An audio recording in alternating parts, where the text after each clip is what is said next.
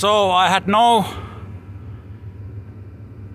change in idle quality when injector from cylinder 6 was unplugged.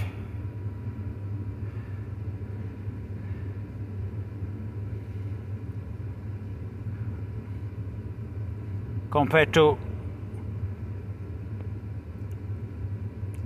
cylinder number 8.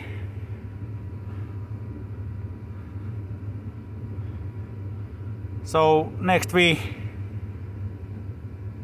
swapped these two injectors.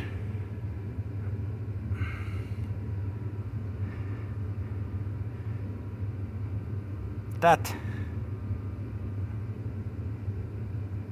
goes here and this goes there, and then we try again to unplug